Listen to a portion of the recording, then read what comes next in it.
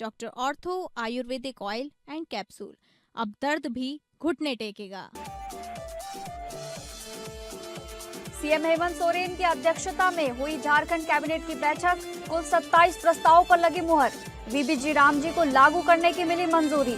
RIMS 2 के लिए 51 अरब 89 करोड़ रुपए की स्वीकृति। सीएम सोरेन ने केंद्र सरकार के सहयोग से जताई उम्मीद। मुख्यमंत्री विष्णुदेव साय का सख्ती दौरा, डॉक्टर श्यामा प्रसाद मुखर्जी भवन का किया भूमि पूजन। जिला स्तरीय वृक्षारोपण कार्यक्रम में हिस्सा लिया। छत्तीसगढ़ के सरकारी स्कूलों में मंत्रोच्चार पर विवाद मामला पहुंचा हाईकोर्ट। स्कूल शिक्षा मंत्री गजेंद्र यादव ने कहा, जब तक हाईकोर्ट कोई अलग आदेश नहीं देता तब तक सरकारी स्कूलों में मंत्रोच्चार रहेगा जारी। सरकार का उद्देश्य बच्चों को शिक्षा के साथ संस्कार देना।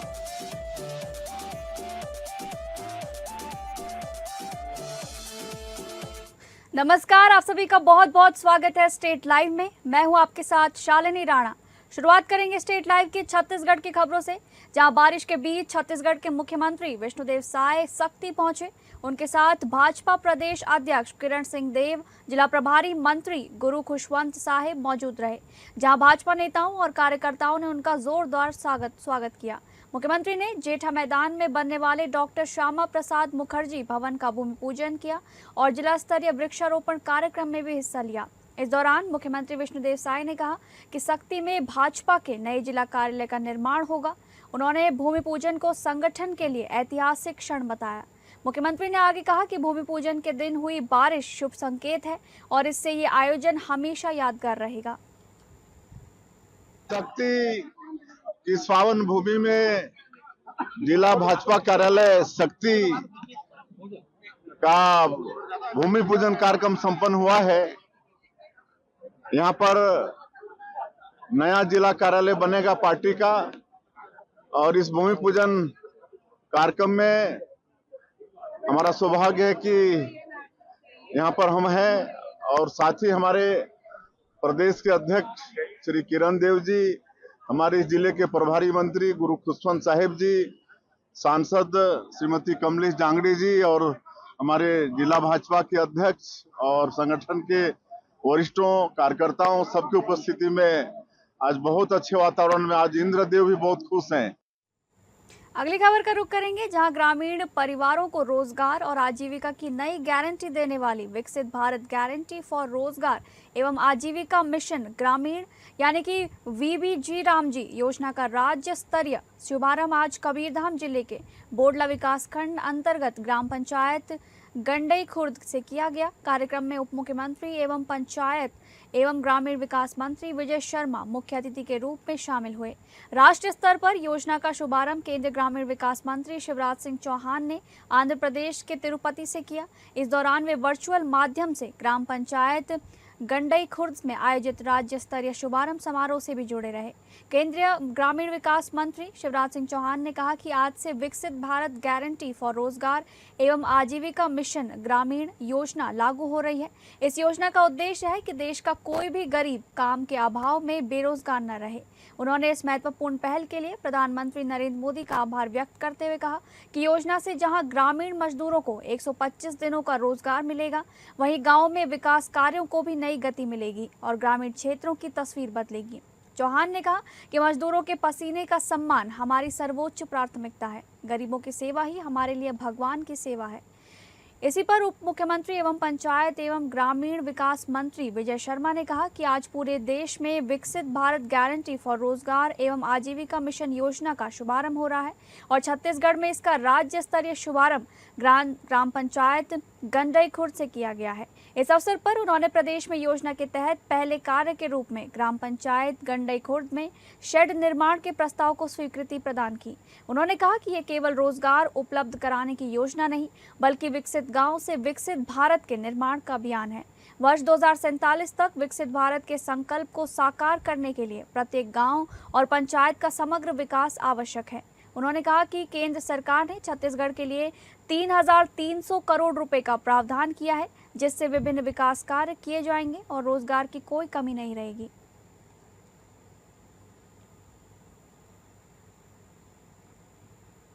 छत्तीसगढ़ के सरकारी स्कूलों में मंत्रोच्चार को लेकर जारी विवाद के बीच स्कूल शिक्षा मंत्री गजेंद्र यादव ने साफ कहा है कि जब तक हाईकोर्ट कोई अलग आदेश नहीं देता तब तक सरकारी स्कूलों में मंत्रोच्चार जारी रहेगा। उन्होंने कहा कि सरकार का उद्देश्य बच्चों को शिक्षा के साथ संस्कार देना है और कोर्ट के अंतिम फैसले का सम्मान किया जाएगा। वहीं बीच स्तर में रिटायर होने वाले शिक्षकों को भी सत्र समाप्ति तक पढ़ाने की अनुमति देने का फैसला लिया गया है ताकि छात्रों की पढ़ाई प्रभावित न हो। हम लोगों ने बच्चों को शिक्षा के साथ साथ संस्कार और उसके अंदर एक सकारात्मक ऊर्जा का संचार हो, उसको ध्यान में रख के हम लोगों ने अलग अलग प्रकार के मंत्रों का उच्चारण के लिए शासन ने एक आदेश जारी किया। बहुत दुर्भाग्य की बात है कि जो यहाँ के भविष्य हैं उनको संस्कारवान शिक्षावान बनाने के लिए हमने जो काम किया उसके खिलाफ आज कुछ लोग, कांग्रेस पार्टी के लोग आज कोर्ट में जो इसके खिलाफ याचिका दायर किए हैं, ये बहुत दुर्भाग्यजनक बात है। कल इसकी सुनवाई होगी, लेकिन मैं कहना चाहता हूं कि निर्बाध रूप से चलेगा। माननीय न्यायालय क्या कहता है वो उनके निर्णय आने के बाद ही कुछ होगा, लेकिन अभी सरकार जो आदेश जारी किया उसमें स्टैंड है। वहीं दुर्ग में एसीबी ने बड़ी कार्रवाई करते हुए विद्युत यांत्रिकी विभाग के बाबू को रिश्वत लेते हुए गिरफ्तार किया है। सहायक ग्रेड 2 शिव कुमार ठाकुर को 10,000 रुपए लेते रंगे हाथों पकड़ा गया है। दुर्ग के जल संसाधन विभाग के अंतर्गत विद्युत यांत्रिकी शाखा में पदस्थ शिव ठाकुर ने जीपीएफ का पैसा निकालने के लिए 10,000 की रिश्वत मांगी थी। पीड़ित नंद कुमार ने बेटे की शादी के लिए पैसे निकालने के लिए आवेदन लगाया था, जहां नंद कुमार भी विद्युत यांत्रिकी विभाग में पदस्थ हैं। एसीबी की टीम ने आरोपी को कोर्ट में पेश किया है। 5 लाख रुपए को रिलीज करने के नाम से उसी के डिपार्टमेंट में पदस्थ सहायक ग्रेड 2 शिव ठाकुर ने 10,000 रुपये रिश्वत का मांग किया है। उपरोक्त शिकायत पर हमारे द्वारा आज दिनांक 2/7 को ट्रैप टीम आयोजित किया गया और रिश्वत लेते रंगे हाथों आरोपी को उसके कार्यालय अनुविभाग कार्मिक शाला दुर्ग से गिरफ्तार किया गया है। प्रार्थी के द्वारा शिकायत किया गया था, उसके बाद शिकायत का सत्यापन किया गया। सत्यापन पर डिमांड सही पाया गया। रिश्वत लेते आरोपी के कार्यालय से शिव कुमार ठाकुर को रंगे हाथों पकड़ा गया है। छत्तीसगढ़ के बहुचर्चित इंद्रावती टाइगर रिजर्व यानी कि आईटीआर से एक बेहद चिंताजनक मामला सामने आया है। जानकारी के अनुसार टाइगर रिजर्व के पासेवाड़ा कोर एरिया में 2 बाघों का शिकार किए जाने का मामला उजागर हुआ है। इस घटना ने न केवल वन्यजीव संरक्षण व्यवस्था पर गंभीर सवाल खड़े कर दिए हैं, बल्कि इंद्रावती टाइगर रिजर्व की सुरक्षा व्यवस्था की पोल भी खोलकर रख दी है। सूत्रों के अनुसार मामले में कुछ संदिग्धों को हिरासत में लेकर पूछताछ की गई है और बाघों की खाल बरामद होने की बात भी सामने आई है। बताया जा रहा है कि इस पूरे मामले का खुलासा ग्रामीणों और सुरक्षा एजेंसियों को मिली सूचना के बाद हुआ। हालांकि अब तक वन विभाग की ओर से इस मामले में स्पष्ट और विस्तृत जानकारी सार्वजनिक नहीं की गई है।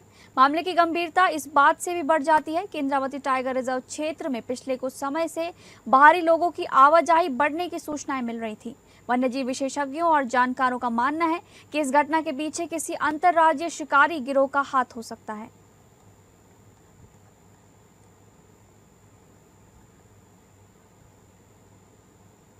अब बात करेंगे झारखंड से जुड़ी खबरों की, जहां पर रांची के धुरवा स्थित प्रोजेक्ट भवन में झारखंड कैबिनेट की बैठक में आखिरकार रिम्स 2 के निर्माण के लिए 41 अरब 89 करोड़ 41,26,604 रुपए की प्रशासनिक स्वीकृति दे दी गई है। इसी के साथ मुख्यमंत्री हेमंत सोरेन की अध्यक्षता में कुल 27 प्रस्तावों को मंजूरी मिल गई है। तो वहीं इस बैठक से जुड़ी सभी महत्वपूर्ण जानकारी देते हुए कैबिनेट सचिव वंदना दादेल ने प्रेस ब्रीफिंग के माध्यम से कहा कि रिम्स 2 के निर्माण योजना हेतु जागृति पीएमयू का गठन एवं भारतीय प्रबंधन संस्थान रांची को सेंटर ऑफ एक्सीलेंस के रूप में तथा Xavier institute of social service को इम्पैक्ट हेतु मोनोयन के आधार पर कार्य आवंटित करने की स्वीकृति दी गई है। इसी तरह कैबिनेट ने एक और महत्वपूर्ण फैसला लेते हुए वीवीजी रामजी योजना को संचालित करने की नीतिगत मंजूरी प्रदान की है, जिसके तहत ग्रामीण विकास विभाग को पीवीटीजी के लिए अतिरिक्त रोजगार का प्रावधान करने का निर्देश दिया गया है। इस कड़ी में मुख्यमंत्री हेमंत सोरेन ने मीडिया को संबोधित करते हुए कहा कि इससे लोगों को लाभ मिलेगा और साथ ही उन्होंने कहा कि रिम्स 2 के लिए राशि दी गई है। उसके अलावा पिछले दिनों दिल्ली में हुई 16वीं केंद्रीय स्वास्थ्य एवं परिवार कल्याण परिषद की बैठक में रखी गई मांग का जिक्र करते हुए स्वास्थ्य मंत्री ने कहा कि केंद्र से रांची में एम्स की स्थापना तथा रिम्स 2 की स्थापना के लिए 2000 करोड़ रुपए के विशेष पैकेज की मांग केंद्र से की गई है।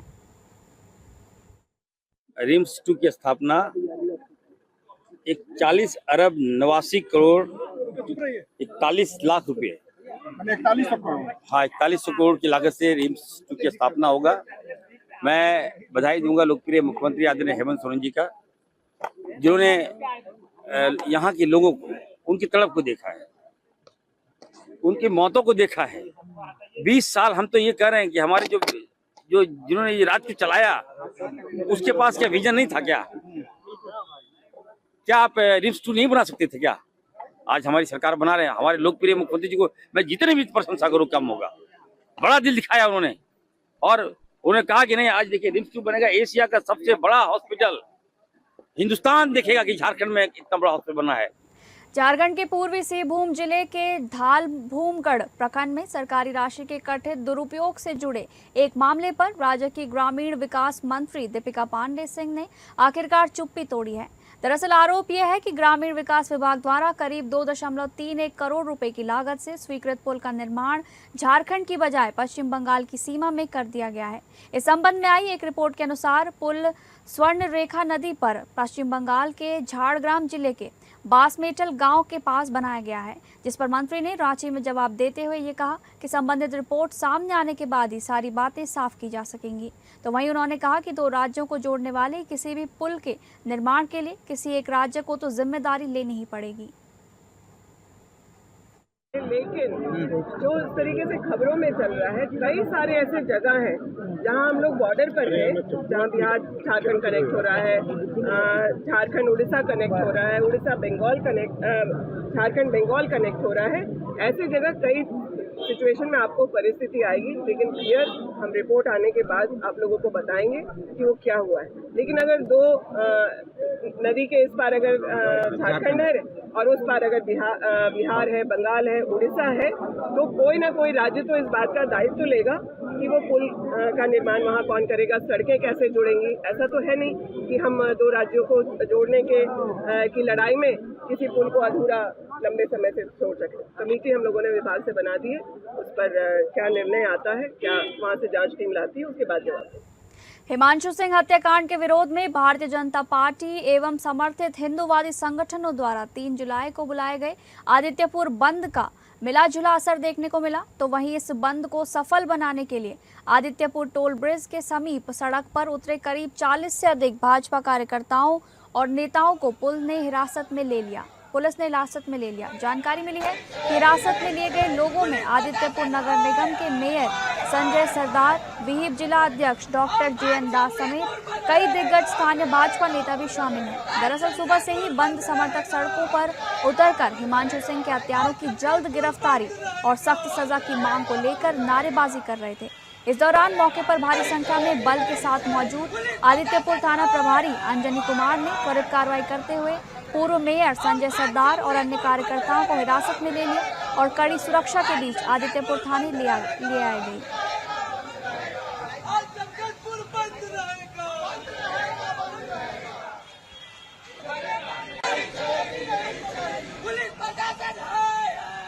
जैसा कि आप सभी जानते हैं कि झारखंड राज्य के जमशेदपुर स्थित शहर के बीच में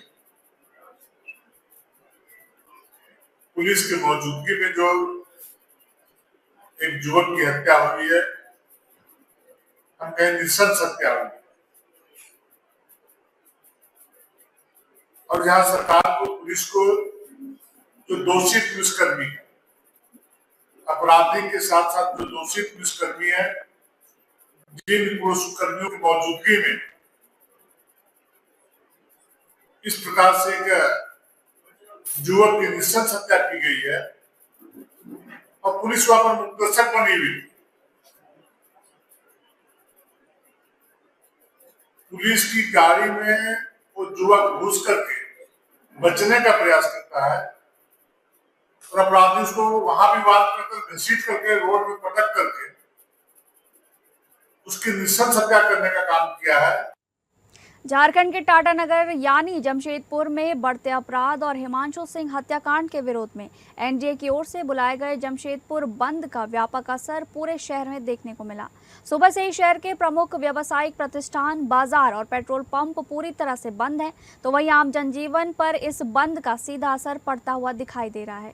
जिस तरह से मुख्य रूप से Sakchi, Golmuri, Burma Mines, Tin Plate, Telco, Baridih, Sitgora आदि क्षेत्रों में सुबह से ही पेट्रोल पंपों और प्रतिष्ठानों, दुकानों के शटर गिरे हुए हैं और बाजार पूरी तरह से बंद है। वहीं बंद समर्थकों के सड़क पर उतरने के कारण शहर के लगभग सभी प्रमुख इलाकों में सन्नाटा पसरा हुआ है। भारतीय जनता पार्टी ने जमशेदपुर बंद का आह्वान प्रदेश अध्यक्ष माननीय आदित्य साहू जी के निर्देश पर किया है और सुबह से ही जो खबरें मिल रही हैं, बंद बहुत सफल है और यहाँ पे भाजपा के कार्यकर्ता सड़कों पर उतरे हैं और जनता भारी तादाद में जो है उसका भी गुस्सा सड़कों पर दिख रहा है। आवश्यक सेवाओं को इससे मुक्त रखा गया है और ये सरकार की ध्वस्त हो गई विधि व्यवस्था का कहीं ना कहीं एक प्रतीक है कि जनता का आक्रोश सड़कों पर दिख रहा है। हमारी मांगे हैं कि हिमांशु जी की जो धर्मपत्नी है उनको सरकारी नौकरी मिले, दोषी पुलिस कर्मियों पर हत्या का मुकदमा दर्ज हो और तमाम तरह की जो मांगे हैं वो सरकार और प्रशासन को दी जा चुकी है। लेकिन जब तक हमारी मांगे नहीं मानी जाएंगी तब तक हमारा ये आंदोलन चलता रहेगा। जमशेदपुर के बिष्टुपुर स्थित डीडी बार के बाहर करनी सेना नेता हिमांशु सिंह की नृशंस हत्या के बाद जिले का पुलिस महकमा पूरी तरह से हरकत में आ गया है। एसएसपी को पद से हटाए जाने के बाद अब शहर के सभी पब और बार भी पुलिस के निशाने पर आ गए हैं। तो वहीं शहर के नए एसएसपी एहतेशाम वकारीब को अब कमान सौंपी गई है, जिसके नेतृत्व में पुलिस द्वारा फ्लैग मार्च निकाला गया। ये फ्लैग मार्च आज सुबह से भाजपा, जदयू और आजसू पार्टी द्वारा निकाले गए बंद से निपटने के लिए किया गया था। इसी कड़ी में जिला प्रशासन ने 62 मजिस्ट्रेट और सैकड़ों पुलिसकर्मी की प्रतिनियुक्ति किए हैं। इससे पहले एडीजी मनोज कौशिक ने सख्त रुख अपनाते हुए 24 घंटे के भीतर सभी पब और बार के लाइसेंस की सघन जांच का अल्टीमेटम जारी किया है। हिमांशु की मृत्यु हो गई, उसमें हम लोग टीम लगातार तब से काम कर रही है और इसमें हमने सफलता भी पाई है। हमारी टीम जो है city SP, rural SP, ASP और डीएसपी, थाना प्रभारी सभी मिलकर लगातार इसमें काम कर रहे हैं। पूर्व में हम लोगों ने 3 लोगों को जुडिशियल कस्टडी में भेजा था, जो कि सोनू सरदार, राज लोहार और एक बालक को निरुद्ध किया गया था। अभी हम लोग के पास 2 और है कस्टडी में, जिसको आज मजिस्ट्रेट के पास फॉरवर्ड किया जा रहा है और वो चूंकि दोनों बालक है 16-17 साल के हैं, तो इसलिए आप लोगों के सामने प्रेजेंट नहीं किया गया। झारखंड हाईकोर्ट ने संविदा पर कार्यरत एनएएम कार्यकर्ताओं की नियमितीकरण मामले में पर बड़ी सुनवाई करते हुए राज्य सरकार के प्रति कठोर फैसला सुनाया है। सूत्रों के अनुसार इस मामले को लेकर दायर याचिका पर सुनवाई करते हुए अदालत राज्य सरकार से संबंधित रिपोर्ट पेश करने की मांग की गई है।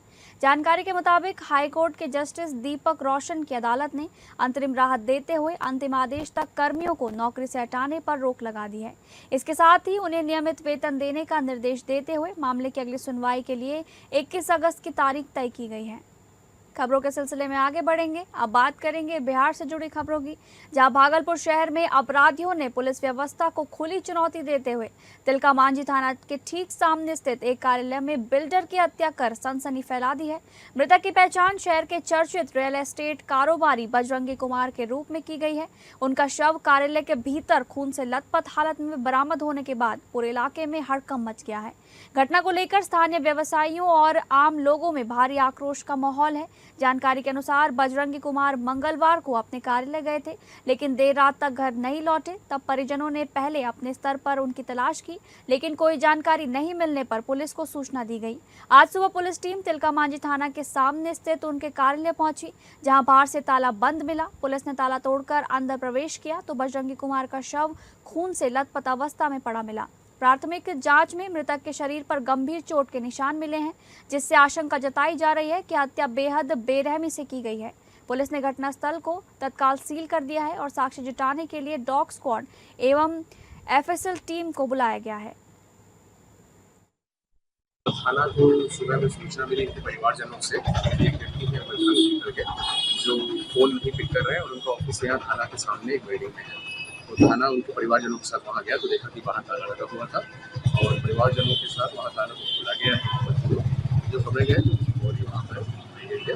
बॉडी पर इंजरी मार्क्स भी हैं और अभी हम लोग ह्यूमन इनपुट्स और टेक्निकल इनपुट्स के आधार पर तदनुसार कार्रवाई कर रहे हैं। ऑफिसर टीम और डीआईओ टीम को भी बुलाया गया है। सभी लोगों से सहयोग के साथ उसमें आगे कार्रवाई करेंगे। इनके बारे में जो पता चला है कि बिल्डिंग का इनका कंस्ट्रक्शन वगैरह का काम था, उस चीज़ में ये थे।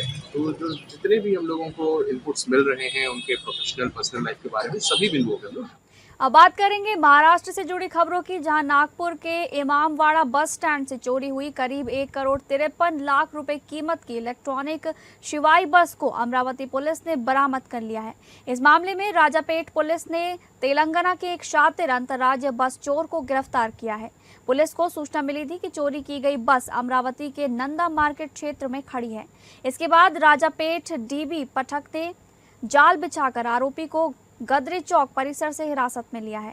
गिरफ्तार आरोपी की पहचान विष्णु गणपति नीलावर निवासी हैतनगर जिला रंगारेड्डी तेलंगाना के रूप में की गई है। पूछताछ के दौरान आरोपी ने चौंकाने वाला खुलासा किया है। उसने कबूल किया कि वो अब तेलंगाना, हैदराबाद और आंध्र प्रदेश से 20 से अधिक बसें चोरी कर चुका है। आरोपी चोरी की गई बसों से महंगी बैटरियां, टायर और डिस्क निकाल कर बेच देता था ताकि बाकी हिस्से वहीं छोड़कर फरार हो जाए। इससे पहले उसने नांदेड़ बस डिपो से भी एक बस चोरी की थी, जिसकी शिकायत वजीराबाद पुलिस थाने में दर्ज की गई है। रात 12 बजे के दरमियान इमामवाड़ा बस स्टैंड नागपुर से एक ईवी बस चोरी हुई की घटना घटी थी।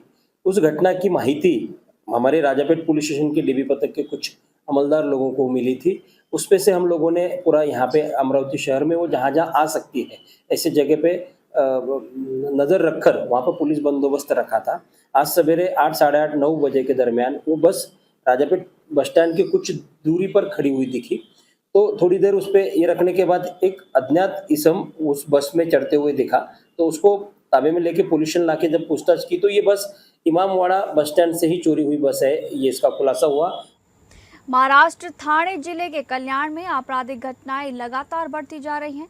अब हालात ऐसे हो गए हैं कि अस्पताल जैसी संवेदनशील जगह भी गुंडागर्दी से अछूती नहीं रही। ताजा मामला कल्याण पूर्व स्थित जानकी ग्लोबल हॉस्पिटल का है, जहां इलाज का बिल मांगने पर मरीज ने अपने साथियों को बुलाकर डॉक्टर और अस्पताल कर्मचारियों पर रॉड और डंडों से हमला करवा दिया। जानकारी के अनुसार एक मरीज बुखार की शिकायत लेकर अस्पताल पहुंचा था। डॉक्टरों ने उसका उपचार किया, जिसमें इंजेक्शन और ड्रिप लगाई गई। इलाज के बाद अस्पताल का बिल करीब 2,000 रुपये बना, जिसे बाद में कम कर लगभग 1,500 रुपये कर दिया गया। इसके बावजूद मरीज ने बिल का भुगतान नहीं किया और बहाने बनाने लगा। अस्पताल के कर्मचारी जब उसके साथ नीचे पहुंचे तो वहां पहले से उसके कई साथी रॉड और डंडे लेकर मौजूद थे। आरोप है कि बिल मांगते ही सभी ने डॉक्टर और अस्पताल कर्मचारियों पर हमला कर दिया। इस हमले में डॉक्टर और स्टाफ को कई चोटें आई हैं और पूरी वारदात भी अस्पताल में लगे सीसीटीवी कैमरों में कैद की गई है। मामले की शिकायत के बाद कोलसेवाड़ी पुलिस ने प्रकरण दर्ज कर लिया है और सीसीटीवी फुटेज के आधार पर आरोपियों की तलाश शुरू कर दी गई है। रात की बात है, हमारे पास 3 पेशेंट आए थे, तो उसमें से एक जन को फीवर था काफी, तो उनको दवा दिए थे हमने, इंजेक्शन वगैरह लगाए थे। इंजेक्शन लगाने के बाद कम से कम पेशेंट 2 घंटा हमारे पास ही रुका हुआ था। तो जब वो पेशेंट वो जा रहा था घर पे डिस्चार्ज होके, तब हम उनसे चार्जेस वगैरह मांगे थे, बल्कि वो दारू वगैरह पिए थे, चार्जेस देने के लिए मना कर रहे थे। तो उतने में उन्होंने क्या किया, और एक जन को बुला के लेके आए, जिसने झगड़ा चालू किया था बेसिकली। तो गाली गलौज वगैरह सब कर रहे थे। वो बात तो बिल के ऊपर ही हुई थी, उल्टा हमने बिल जो हुआ था उसमें भी डिस्काउंट दिया था उनको कि बाबा आप कम करके ले लो, लेकिन उनको पैसा देने का इच्छा था ही नहीं। तो फिलहाल स्टेट लाइन में बस इतना ही। नमस्कार।